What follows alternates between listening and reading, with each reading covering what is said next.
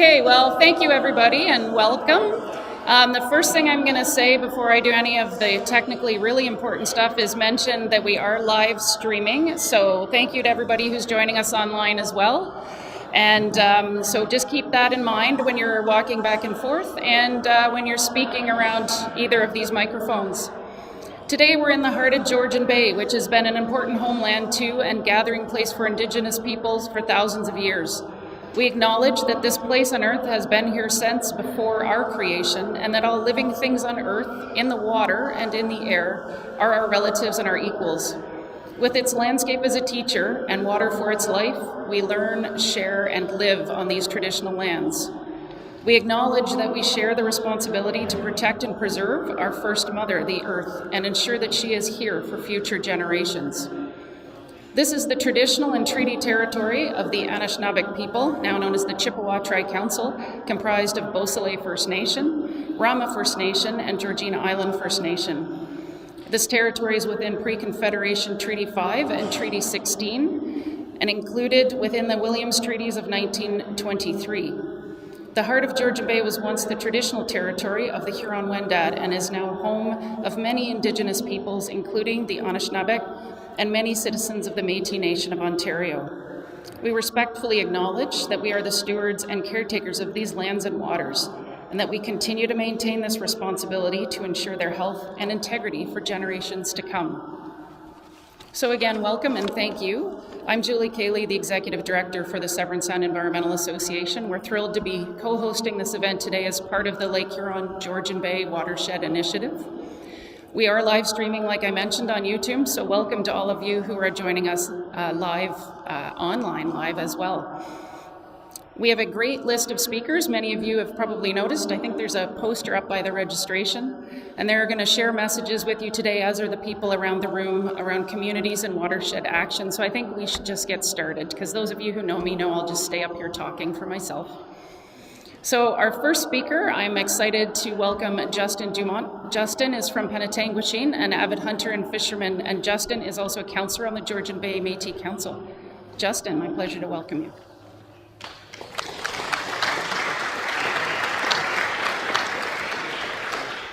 Hello, my name is Justin Dumont. Greetings from the Georgian Bay Métis Council.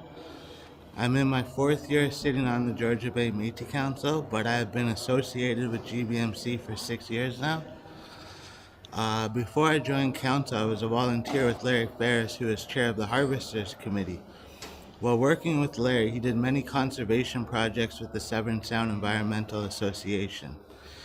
He was always organizing conservation projects to protect fish, nature, and wildlife for the greater good and to preserve for future generations. Once I joined the Georgian Bay Métis Council, it was my goal to become chair of the Harvesters Committee. I wanted to continue mine and Larry Ferris's dream of working with the Severn Sound Environmental Association to continue working together for the greater good of this land we all share. One of the projects I first worked on was the P5 bridge restoration in Copeland Creek.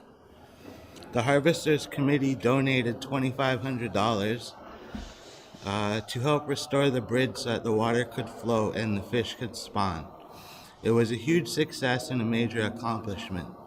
Over the past couple of years, I have been in talks with Michelle Hudlin, and last year we purchased about 250 tree seedlings, and the same this year, another 250 tree seedlings that we gave out to Métis citizens to plant in their family homes. As the time progresses, I hope to work more closely with the Severn Sound Environmental Association to continue conservation projects to preserve for future generations. Miigwech.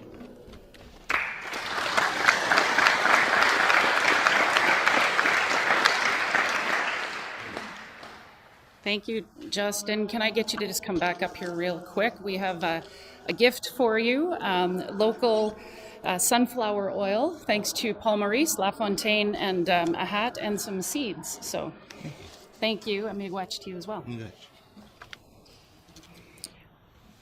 The Georgian Bay Métis Council has certainly been a good partner to the Severn Sound Environmental Association. We appreciate all the work that we've been able to do together, particularly working on restoring and protecting fish habitat. Next, I would like to invite Mayor Ted Walker to bring greetings from the Township of Tay. Mayor Walker.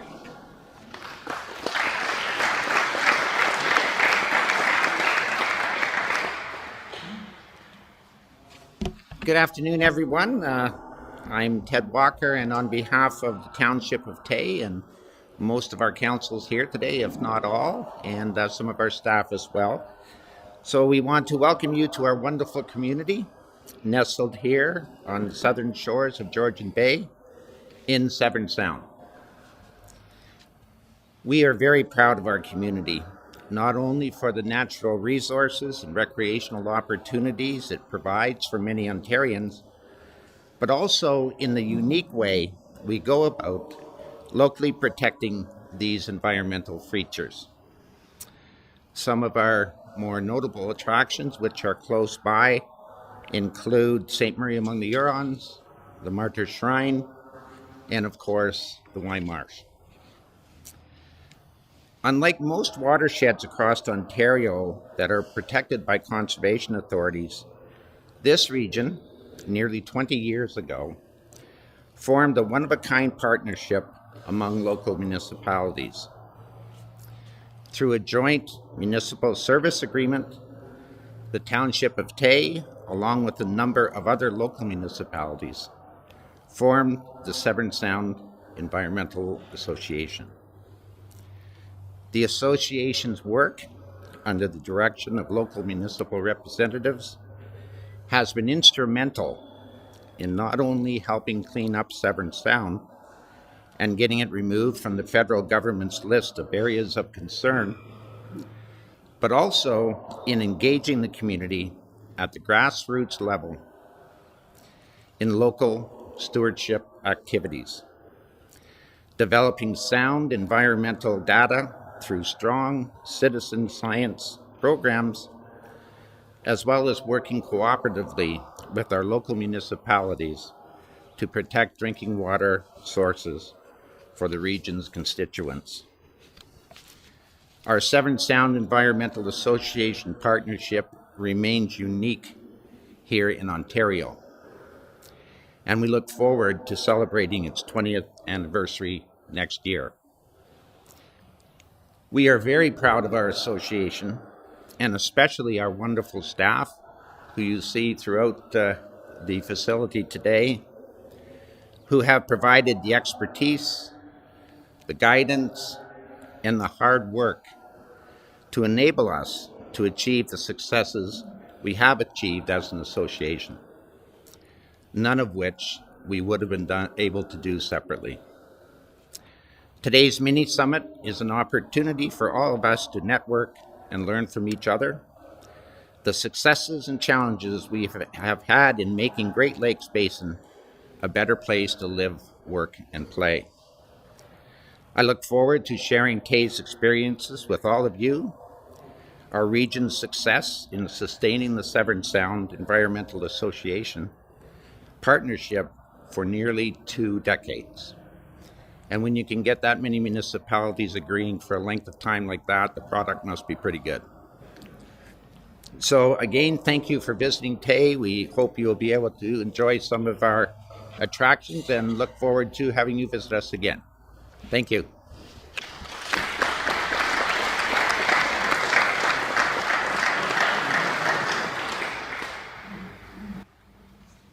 Thank you, Mayor Walker. I've just had a couple people point out to me that it's awfully warm in here, so I want to just remind folks there is water at the back, there's ice at the back. If you need a drink to cool down, please help yourself. There will be ice cream afterwards as well. I'd now like to invite to the podium Mayor George Cornell from the Township of Tiny, also a director on the Great Lakes St. Lawrence Cities Initiative. Mayor Cornell.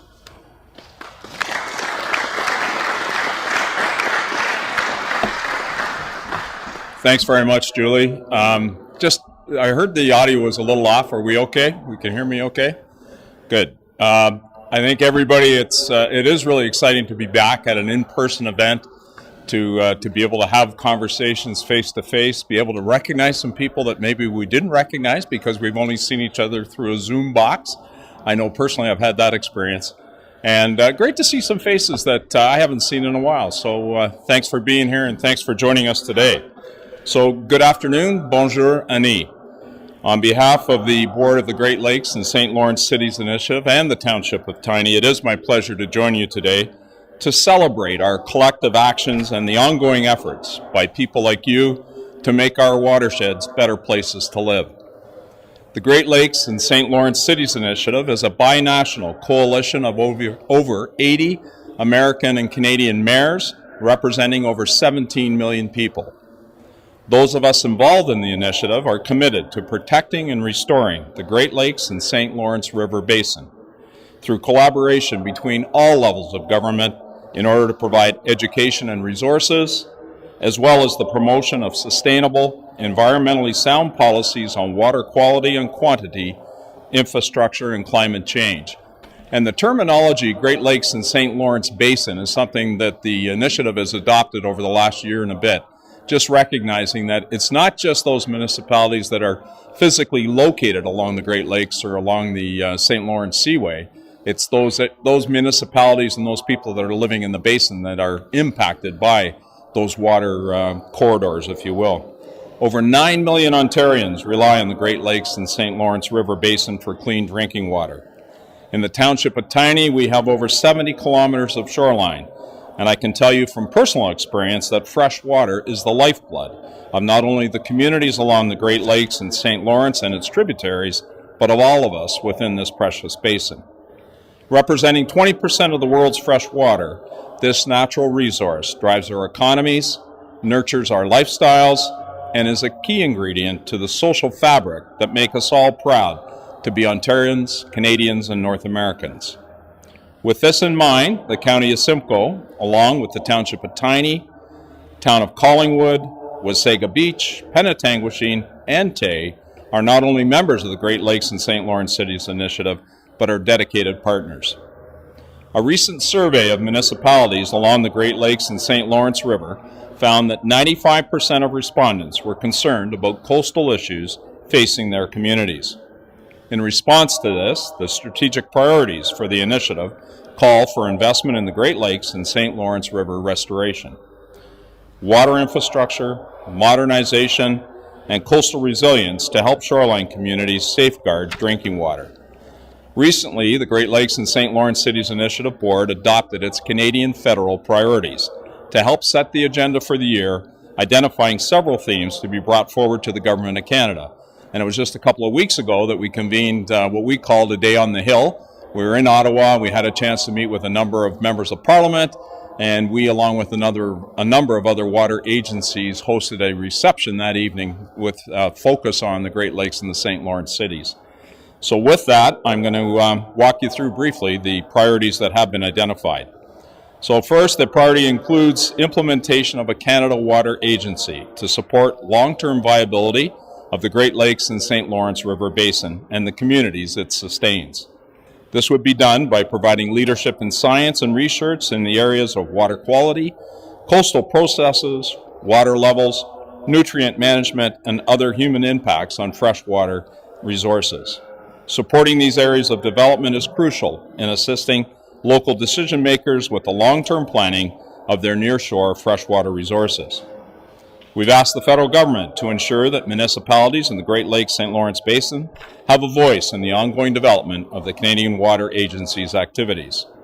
We've also called on the Government of Canada to leverage federal resources and tools to support climate adaptation for coastal communities in the basin. This can be accomplished through the establishment of a joint office of shoreline, climate change, adaptation, and resilience. This office would facilitate the development and implementation of climate adaptation and resiliency plans at the local and regional levels, again for communities in the Great Lakes and St. Lawrence Basin. It's critical that basin municipalities are engaged in the development of Canada's first national adaptation strategy, so that there is an understanding of the real challenges being faced by coastal communities. Additionally, we ask that the Government of Canada engage municipalities in the development of climate change adaptation tools. through the development of a climate data strategy, ensuring that the Federal Department of Environment and Climate Change Canada understands the needs of local communities. We ask for the federal government to enable municipalities to protect water quality for their communities by requesting a commitment to relaunch the Clean Water and Wastewater Fund. This fund would focus on modernizing and building new facilities able to address persistent and emerging pollutants which can have an adverse impact on drinking water quality, such as untreated sewage, phosphorus, and microplastics. More importantly, the Great Lakes St. Lawrence Cities Initiative would also like the federal government to confirm the previously announced $1 billion investment in the Freshwater Action Plan to ensure that municipalities can access funding to implement projects such as wetlands restoration, riparian habitat, and other actions designed to improve water quality and quantity. We also ask that the federal government, the federal government address nuisances and pollutants affecting the quality of our precious freshwater resources by formally acknowledging the triggers of algal blooms and the development and implementation of phosphorus reduction action plans and algae mitigation strategies. And final one, and maybe one of the bigger ones, that we requested the Government of Canada support the growth of the Great Lakes and St. Lawrence River blue economy by introducing funding measures to encourage modernization and resiliency against impacts of climate change and high waters. These funding measures, in collaboration with the Great Lakes St. Lawrence Basin communities and the city's initiative, can develop and implement programs to promote blue tourism. So obviously quite a list, well received by at the meetings that we did have on Parliament Hill, and action is starting to take place, and the Great Lakes and St. Lawrence cities will be an integral part of those discussions and that future direction, which is really important for all of us in this room. And as a matter of interest, next week we are having our annual general meeting for the Great Lakes and St. Lawrence Cities Initiative. This year it's going to be held in Canada, and it'll be in St. Catharines, Ontario. So I will be there representing our area along with other members from the province of Ontario and Quebec. And just a reminder that this year's theme, in fact, is the powering of our blue economy. Closer to home, the Township of Tiny, and Mayor Walker touched on this as well, along with 7 other member municipalities, continues to work together to protect the local environment, its water sources, habitat, and forests through a partnership called Severn Sound Environmental Association. This association is a joint municipal service board established by the 8 municipalities to ensure our local environment and our water is protected now and for generations to come. Mayor Walker and I take great pride in the leadership our respective municipalities showed in being founding members of the SSEA. The Severn Sound Environmental Association allows its member municipalities to pool their resources to better our local natural watershed, appreciating that the environment doesn't recognize political boundaries, and that by working together we can get better value for our taxpayer dollars. A vibrant ecosystem is key to a healthy community, a healthy economy, and a better life for all our residents. The result of the SSEA has been a partnership that allows local municipalities to make sound decisions based on locally generated science. This partnership allows its member municipalities to act locally, but with the goal of benefiting the entire Severn Sound watershed. I have to say it's an honor to represent the Township of Tiny on environmental issues here in Severn Sound and at the binational table. And I would be remiss if I didn't shout out our Deputy Mayor for the Township of Tiny, Stefan Walma, who is also the board chair for the SSEA. So thank you, Stefan, for your work there. So given the importance of the Great Lakes and waterways for our community, environment, and economy, we are committed to ensuring that our residents and visitors continue to enjoy our beautiful lakes and rivers for generations to come. Thank you very much. Merci, miigwech.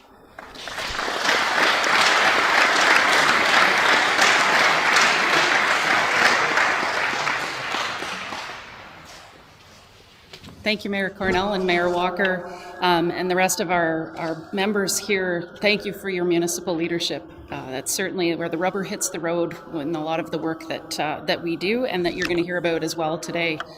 So our next speaker is known for her passion and commitment to conservation and is actually a former Severn Sound staffer. I know we just formed like 5 years ago, so Kim Gavin is the General Manager of Conservation Ontario and has a long-standing tenure with the conservation sector, having worked for both government, non-government organizations, and she's had the benefit of being involved in a myriad of activities, including land securement and stewardship, legislation, regulatory and policy development, and government relations work. In Kim's early days, she spearheaded a program to protect waterfowl from consuming lead shot right here in this watershed, and even had her hands literally in wetland conservation. It's my honor to welcome Kim Gavin, the General Manager of Conservation Ontario.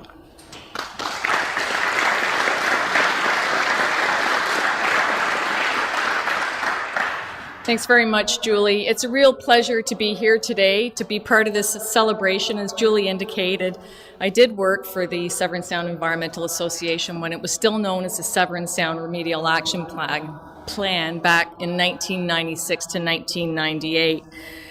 I've been working with Conservation Ontario for 9 years now, and I have 10 more days. Some of you may have heard that I've decided to try that retirement thing. So this is probably my last chance at a podium, so I better make it good. Anyway, over the course of my career, I have had the opportunity of working with many organizations like SSEA that were involved in community watershed actions, and I'm pleased to share with you some of my thoughts today. As I reflect on the over 30 years in the conservation sector, I can't help but reflect on both the good and the bad. I've seen the ebbs and flows of activism, I've seen the ebbs and flows of funding, and I've seen the ebbs and flows of political support. We're often required to change course, either by our own decisions or decisions that are made for us. We have to be nimble enough to pivot, depending on the circumstances that are thrown our way. But do we pivot for the wrong reasons? Do we move away from our long-time priorities to grab that pot of funding? We most certainly do, because that's how we survive. Is there fragmentation, duplication, and overlap of activities? Absolutely. But this is one area where I would suggest that we've made significant progress. Sometimes cooperation is required by a funder. I know that when I worked with the Oak Ridges Moraine Foundation, we required groups to come together and work together as opposed to 20 of them coming forward for the same pot of money to do the same thing. And sometimes cooperation is brought on simply by our own organizations because we recognize that singularly we can't accomplish all that needs to be done, but collectively we can. We all know that Great Lakes water quality is facing unprecedented growth and development and requires a commensurate investment to increase the scale, scope, and intensity of our efforts. When I started with Conservation Ontario in 2013, it was all about the low water levels. And shortly thereafter, it was all about the high water levels. And we all know that flooding and erosion negatively impacts Great Lakes water quality and our shoreline ecosystems and habitat. Conservation authorities like SSEA are involved in a number of programs such as the Healthy Lake Huron and Lake Erie Action Plans. And like SSEA, we also work with municipalities, community groups, and landowners to implement best management practices that improve water quality, quantity, maintain soil health, and protect drinking water. But this work doesn't get done for free, and it all boils down to the F word, and that would be funding. When I started my career back in the late 80s, funding for the environment was still pretty high, and I thought, wow, I've got a pretty good gig here. There was lots of money and there was lots of good stuff happening, but it just seemed over the years that it started to wane a little bit more, and there was less and less funding. I'm starting to see a little bit of glimmer of hope, but there's no question that further investment is needed in these community watershed actions, and that this funding shouldn't be what I always refer to as the Baskin-Robbins flavor of the day funding. So the short-term funding, or it has a certain niche with it or name to it, or it's the same pot of funding and they've re-announced it and called it something else again. Let's get some long-term, multi-year sustainable funding. It enables momentum to be built, and it makes sure that the community action can occur. Great Lakes funding is my understanding for year one. We have some under the Freshwater Action Plan has been committed with an expectation for future funding, but will it be enough? And don't get me wrong, I'm grateful for all the funding that we get, but there's tendencies for it to be in dribs and drabs, and sometimes it makes it really difficult to effectively get the work done to see positive change. Call me a visionary or call me simply naive, but it's my hope that one day that environment will be at the top of that funding chart again. Now, I don't want to be all doom and gloom. Sometimes our perseverance pays off. Just recently, the provincial government started working on the Great Lakes St. Lawrence River Natural Hazard Technical Guides. This has been a long-standing request of conservation authorities, and this work is finally happening, and they're reaching out to us. And Conservation Ontario is also ensuring to profile and support some of the Great Lakes Water Quality Agreement work. And given the 50th anniversary, last week as part of Environment Week, we released a story map called Your Watersheds, Our Great Lakes, Conservation Authorities Working with Farmers to Protect Our Great Lakes. An area where I've seen positive change is around monitoring and research. Again, when I started work in the late 80s, it was mostly about singular projects. We would do a tree planting project, we would count the number of trees that we planted, we would count the number of acres that it was, and we'd identify where it was. And that was kind of about it. We didn't always determine what that planting meant on a watershed scale. You look at some of the monitoring and research that's going on in some of these displays here, and it's absolutely phenomenal now. We're looking at things on a watershed scale to look at, is this planting helping to address erosion problems? Is this planting creating a corridor between two significant cores? Is this planting helping with biodiversity? So again, we most certainly do that now. And we undertake the monitoring and research to better understand the changes and help make informed decisions. And we don't just do this for ourselves as organizations, but we do this for the public, and we do this for concerned citizens.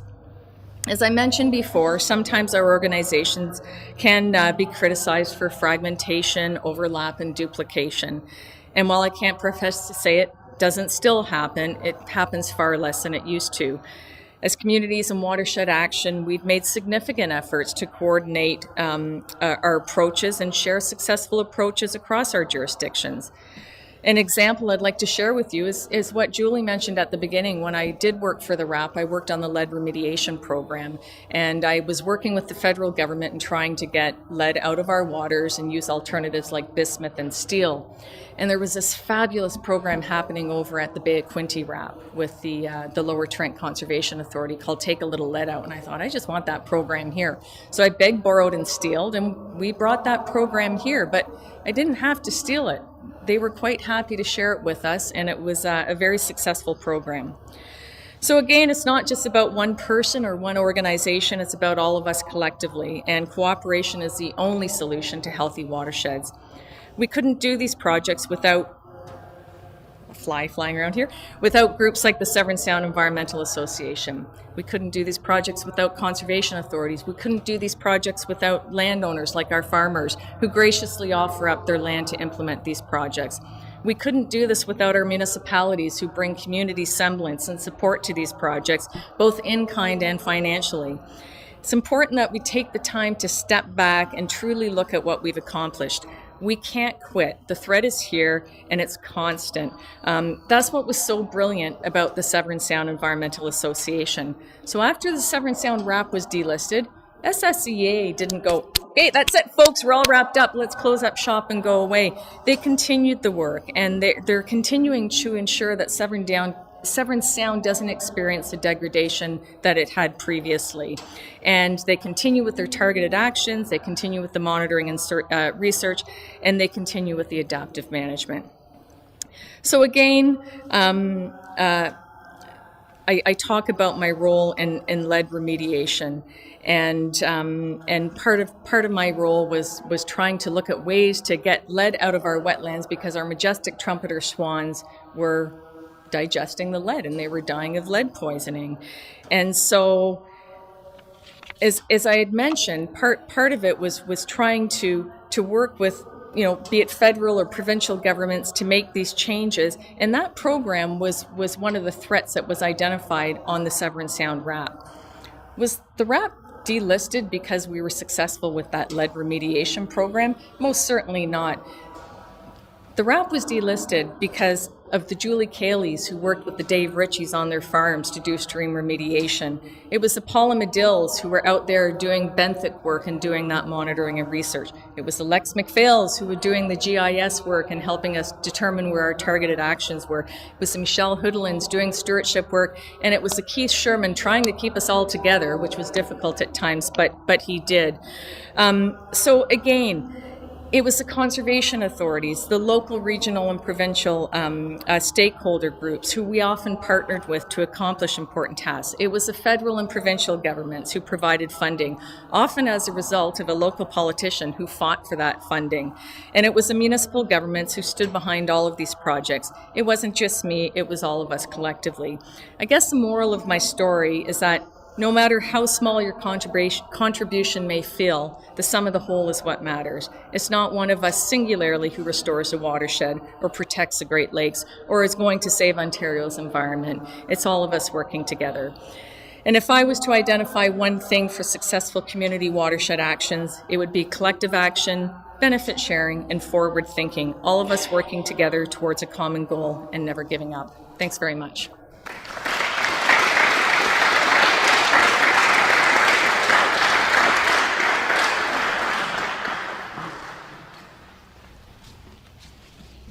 Well, I would love to say something brilliant, but I think Kim just did. One of the things I'll mention that you've probably heard Kim just say was the ebb and flow of the work that we do, and there's a number of young folks in the room today who will experience that in your careers, and I hope you've heard what Kim said, which is there are ebbs and flows, and Kim will tell you those can be exhausting, but they're worth it, and there's a lot of people here who want to work with you to make sure that we get through those ebbs and flows. Because we are making a difference. Kim, if I could correct me, there's only 10 days left potentially. So thank you for coming here and taking the time in your last 10 days to speak with us and for everything that you've done in your career to make the world a better place. Thank you.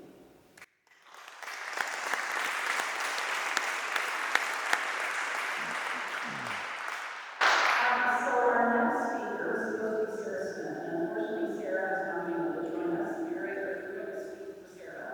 So I'm going to invite Mary. Mary and I have been trying to pull this together and put it together. So,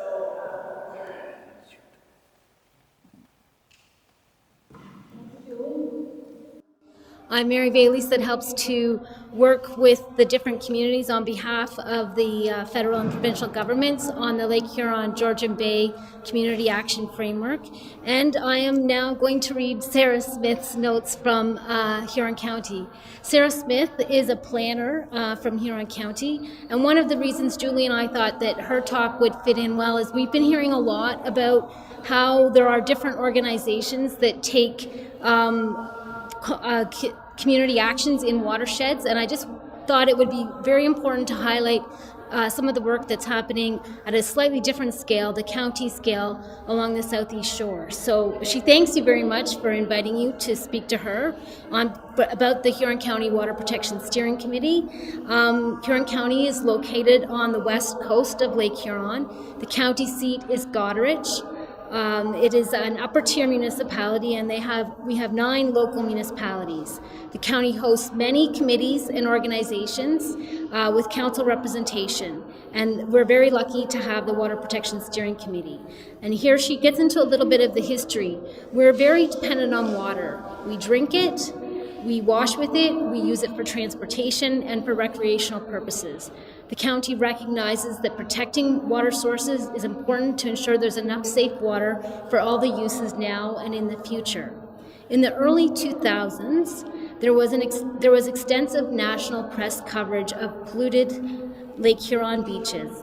Hundreds of kilometers of Lake Huron shoreline were being developed for seasonal cottages and year-round homes. Livestock was expanding, and the Walkerton tragedy set the stage for community conflict in Huron County about water quality. An intensive livestock study and groundwater wellhead protection study identified the need for a new community mechanism to address water quality. And it was recognized, as we've talked here today about already, that the responsibilities are divided among many agencies and organizations at all levels of government. Even as water was everyone's issue, the coordination of efforts seemed to be falling to no one. The public and the special interest groups within the community felt alienated and frustrated by a perceived lack of action and even greater lack of coordination. To respond, in January 2004, the County of Huron formed the Water Protection Steering Committee, comprised of stakeholders such as farm groups, agriculture, tourism, manufacturing, county councils, municipal councils, and agencies, including the conservation authorities, the provincial ministries, county planning department, and the health unit. And the purpose was to do extra communication with all these different groups, was to implement specific projects and to act as somewhat of a coordinator. The Water Protection Steering Committee are chaired by the Huron County Warden, with meetings held quarterly in March, May, September, and November. And some of the topics that they've covered in the last, since 2004, it's almost 20 years, building a local food economy, watershed resiliency to climate change, municipal sewage treatment and septic systems, sustainable tourism, beach management, agricultural best management practices, natural heritage, drainage in the rural landscape, cover crops, and there's been plenty more. If you can imagine, every 3 months they're having a meeting with 3 or 4 speakers on a certain theme. There's quite a lot of opportunities for discussion, and it is really the listening and the conversation at those meetings that helps build for better outcomes at the end. So the other thing that was mentioned here is a range of programs. They've had a septic system reinspection program, a risk assessment research, which is to identify risk to water quality impairment. They've had innovative approaches to conflict resolution. And one project that she delves into quite a bit is they've supported the Huron Clean Water Project, and that's been going since 2005, where they have been helping to fund best management practices, up to 50% of program projects for erosion control measures, rural stormwater management, clean water diversion, fragile land retirement, livestock fencing, manure storage, different community projects, on-site wastewater inspections, forest management plans. I think you guys will probably be quite familiar with this kind of list. It does go on a bit more, but it is quite a lot has been accomplished with 2,927 projects, $11.8 million that have been invested locally. The value of the projects are, it's, well, let's see here. I think it's no, it's more than that. So anyway, I'll leave it. 1614674. Economic development. There's been, the top 3 categories are tree planting projects, that's been 36% of the allocation, septic system upgrades, and erosion control projects. So ultimately, the Water Protection Steering Committee's mandate is for sustainability with linkages between the environment, the economy, and social and cultural, which sort of speaks to the earlier comments about that blue economy piece. Looking to the future, the Huron Water Protection Steering Committee hopes to integrate with community development, land use planning, and continue to offer its committee members a wide range of valuable topics. And obviously that very important role of continuing to build and enhance relationships. I thank you for the time and for the invitation to the Planning Department at Huron County and the Huron County Water Protection Steering Committee. Thanks. Thanks, Julie.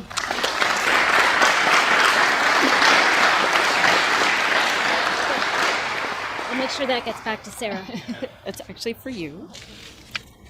So thank you. Thank you for pinch hitting, Mary.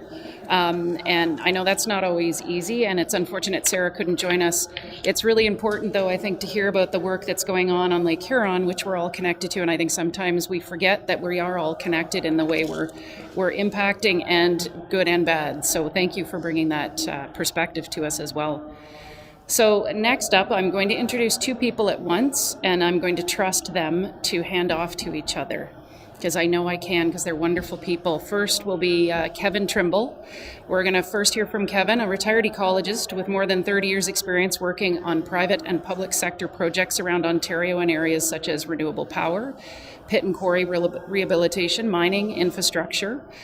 Also worked for several years with the Ministry of Natural Resources and has degrees from the University of Toronto and Lakehead. Kevin grew up cottaging on Lake Simcoe and moved to Muskoka 8 years ago, where he joined the Muskoka Watershed Council and became its chair in 2018. He now chairs the Community Roundtable on Integrated Watershed Management, and I had the pleasure of working with and getting to know Kevin as we both sat on the Muskoka Watershed Advisory Group. So I'm looking forward to hearing what Kevin has to say about where things are at in Muskoka as well. And I'm going to introduce Glenn at the same time, and then you guys can flow together.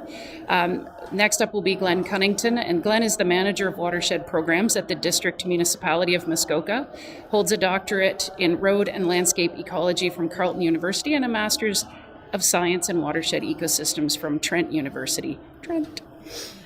He has over 20 years of environmental expertise, including over 10 years as an ecological consultant and several years working with the Ministry of Natural Resources in his current role at the district.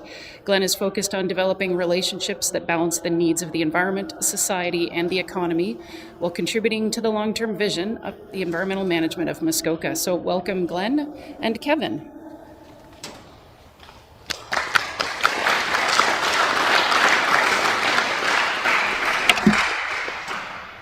Just see if I can raise this a little tiny bit. Can you hear me okay? I knew you would. Thanks very much. We're thrilled to be here today and thrilled Julie invited us. How many times have you heard the name Julie today in these talks? I've got a couple in here. As Julie said, I'm a past chair of the Muskoka Watershed Council, and I'm a current director on the council.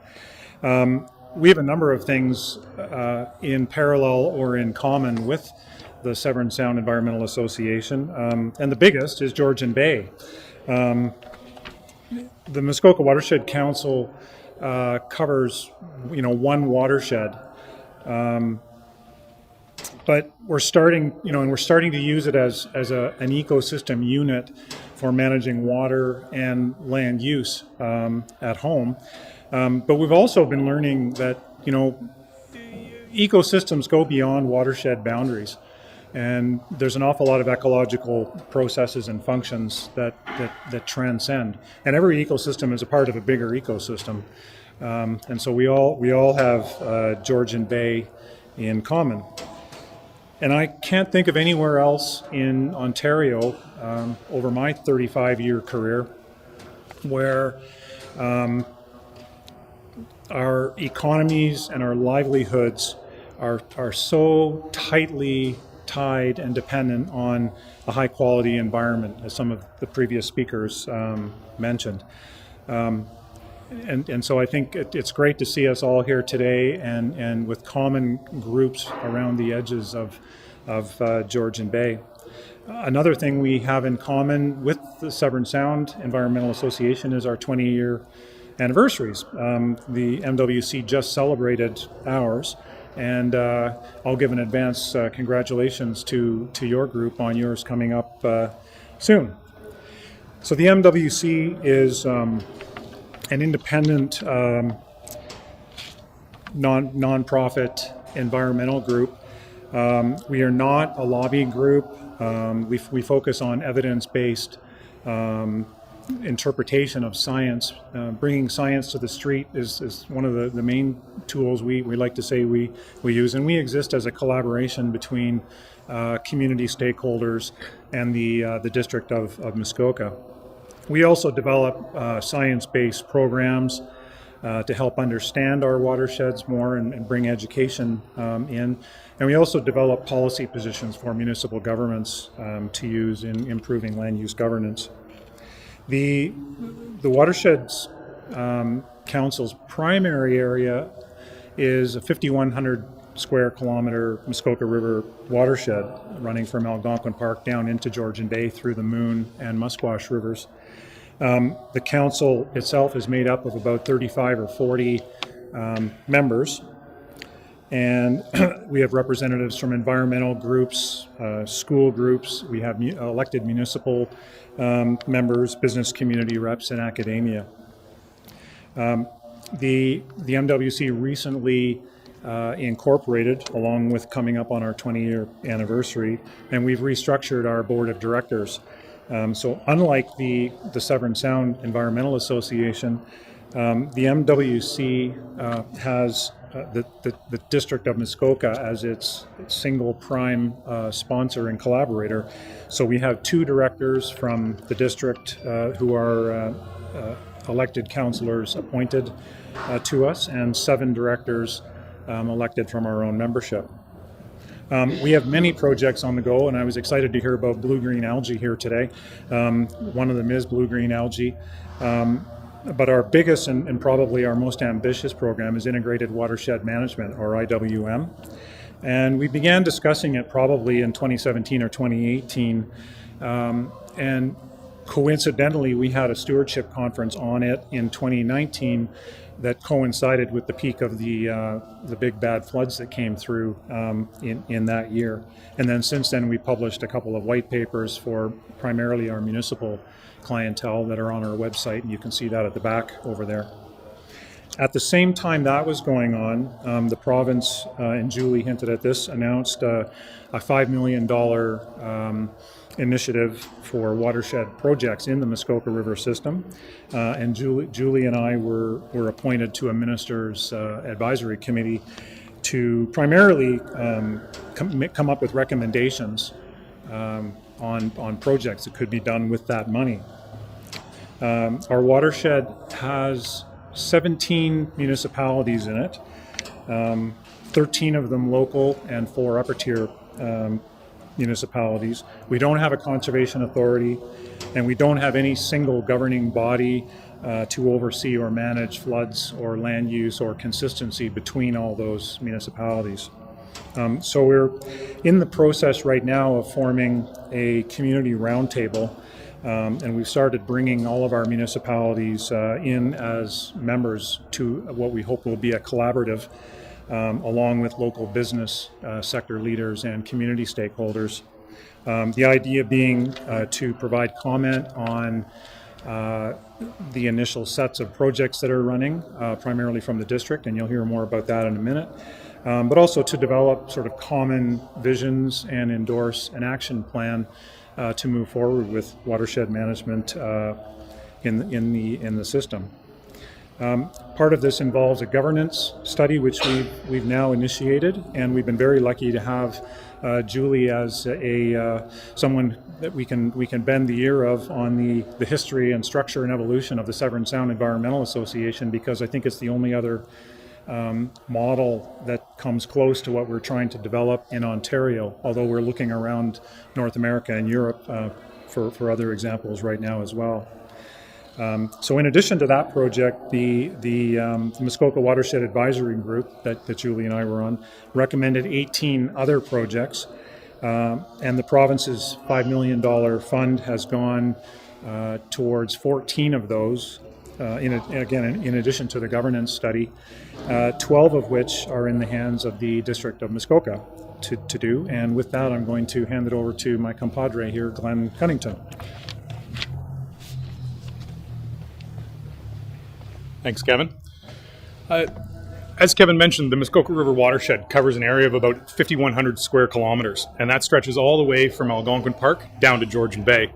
This area includes a total of 13 13 lower tier municipalities and 3 upper tier municipalities, but we don't have a conservation authority in that area or any kind of similar agency. Within the watershed, there's approximately 6,800 kilometers of shoreline.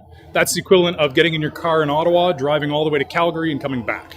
So we have just a ton of lakes throughout the watershed. And as I mentioned, all the water that moves through our watershed ends up down in Georgian Bay eventually. The District of Muskoka has been working alongside Muskoka Watershed Council for the past 20 years. And part of my role at the district is to work alongside that committee to deliver a suite of environmentally focused projects. On a day-to-day basis, these projects include things like shoreline assessment and stewardship projects. There is shoreline renaturalization programs, long-term water quality monitoring in 164 lakes.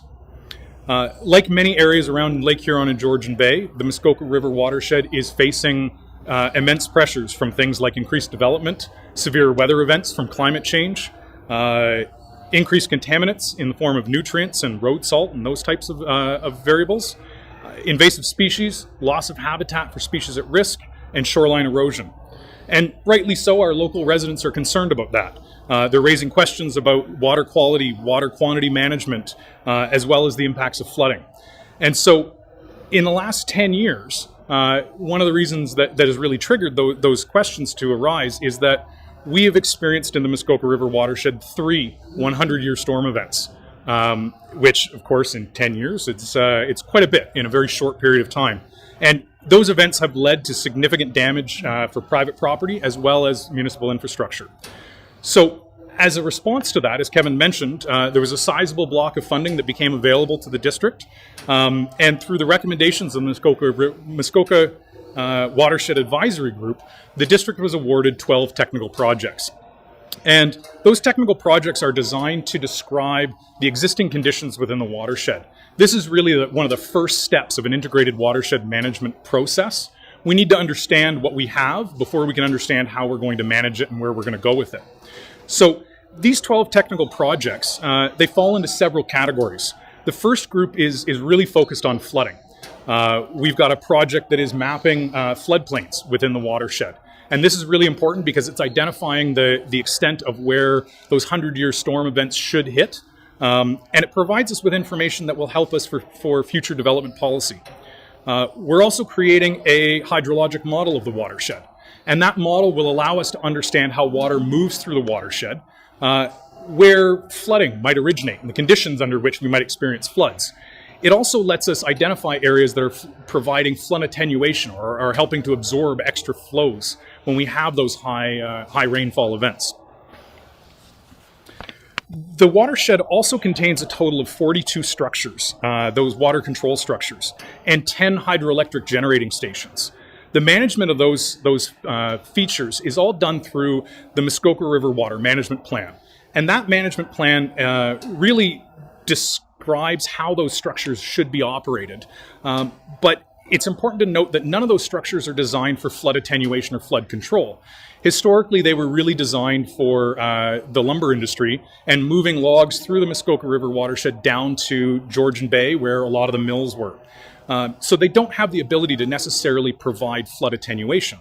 But we have a project that's looking at whether or not there might be revisions to that plan that would allow us to operate those structures slightly differently and potentially provide a little more flood capacity.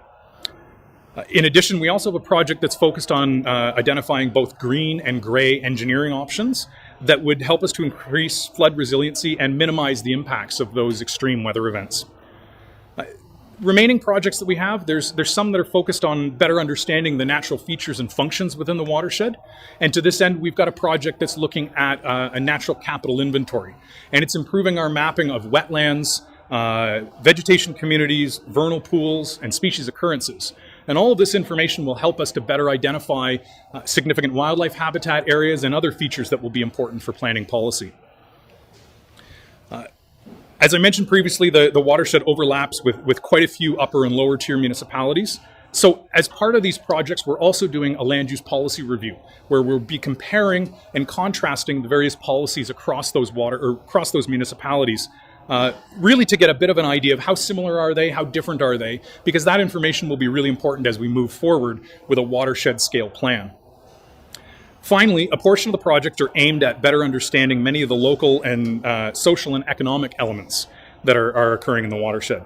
These are focused on things like watershed health indicators, water quality indicators, public access, and erosion. And the hope is that these projects will help to provide direction for long-term comprehensive monitoring within the watershed to track changes over time and to track health. For integrated watershed management to be effective, of course, as Kevin mentioned, it's really important that we have input from the public and we have that public engagement side. So as part of this, the district is working alongside Muskoka Watershed Council, of course, with the Community Roundtable. And the Community Roundtable is serving a very important function for us in that it gives us an opportunity to bring forward our projects and get public input. As well, the Community Roundtable provides a really important opportunity to extend educational initiatives out to not only various business sectors, stakeholders, and rights holders, but also our local residents. Finally, we have engaged local experts and technical specialists to form 3 task forces. And these task forces are focused on water quality, water quantity, and terrestrial ecosystems. And basically what we've done is these task forces have helped us as district staff who aren't necessarily well versed in every single aspect that we might want to be, to have a good resource of very knowledgeable individuals to help answer technical questions and help develop scopes of work for these projects. The technical projects and the work associated with them will be wrapping up starting later this summer, and will be all completed by November of this year. And with the completion of those technical projects, the role of public engagement will become all the more important. As we start to shift away from our existing conditions, we start looking at what other gaps we might have in our knowledge and trying to figure out what our path forward. That community roundtable and the public engagement will be key for us moving forward. So, thank you all.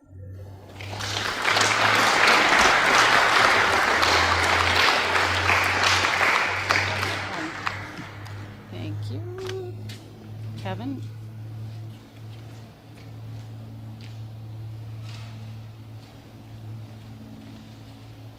Well, thank you both very much. It's great to hear a perspective from our neighbors in Muskoka, and another model of collaboration and communities working together and taking their own approach.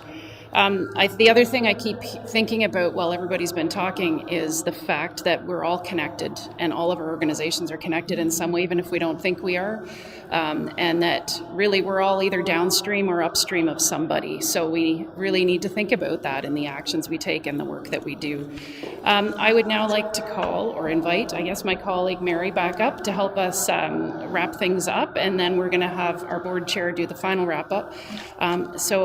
Mary, I just want to say too, because I won't get the last word, which will hurt me, is how much we really appreciate you choosing this area to be one of the geographical areas to do a live in-person event, and of course online. We welcome you online as well, but doing a hybrid event has been a really great opportunity. So thank you for that, and I will hand the mic to you.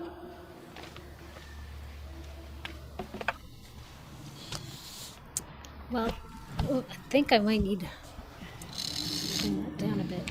Thank you, Julie. You've been a tremendous host. This place looks amazing. It was really great for you to bring all of these folks together, and all the work your staff did. It's really quite remarkable. So I just want to thank you very much.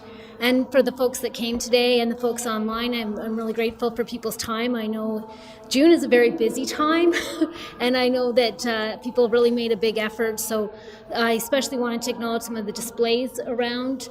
We have Nottawasaga Valley, Grace Sauble, Georgian Bay Biosphere Reserve, Georgian Bay Forever. We have Ontario Federation of Agriculture is here. Muskoka Council is here.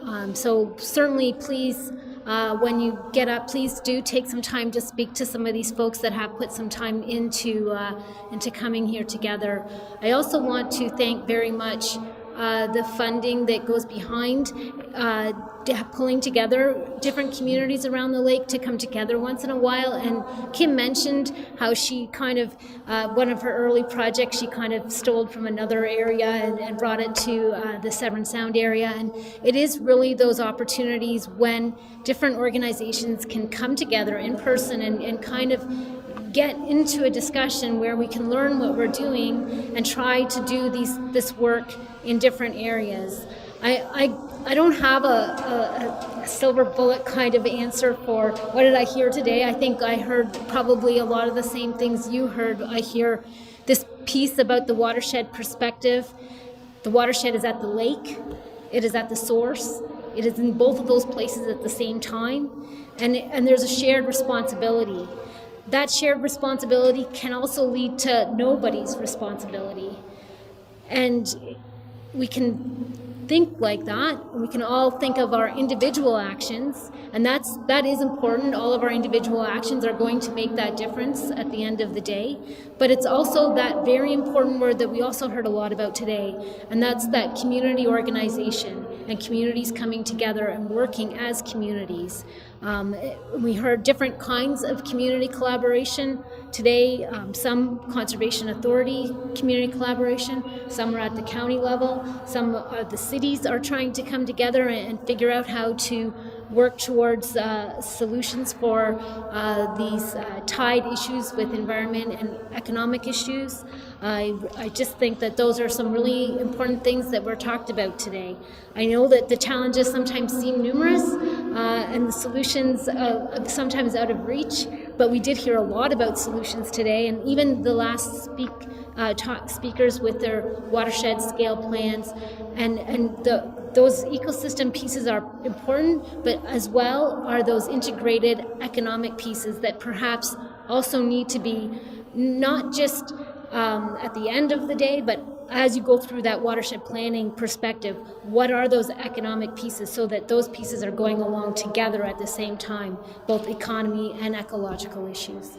So I think those are the things I heard. And I think, I don't know if we have a little bit of time for any of the speakers for some questions, but maybe, actually we're going to have one more thanks, and then we'll have some time for questions, I believe.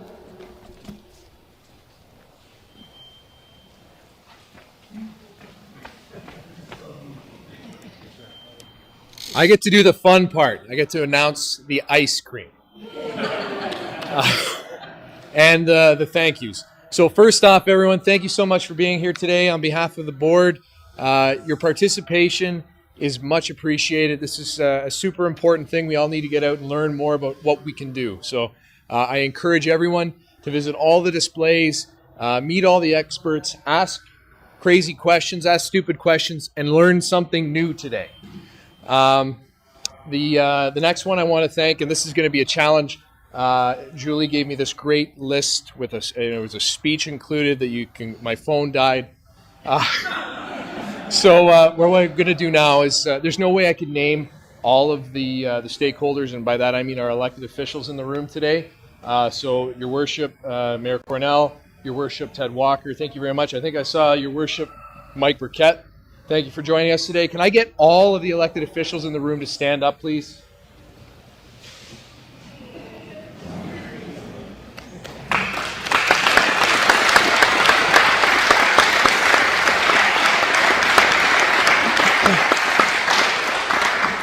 You'd be surprised. We don't always agree on how to do things, but everyone in this room that stood up there has prioritized the environmental stewardship on the go forward. So thank you again.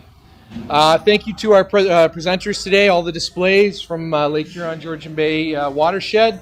As I said, please go and look at all of the displays and learn something today. I also want to thank Miller's Dairy, who are sponsoring the ice cream. So make sure we're back in person, have some ice cream, have a coffee, chat with someone new.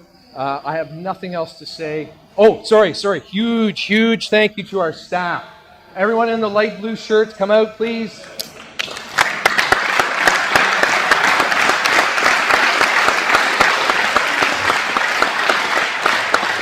And of course, Mary from ABCA, Ausable Bayfield Conservation Authority. Couldn't have put this together without you guys. You're amazing. Thank you. Can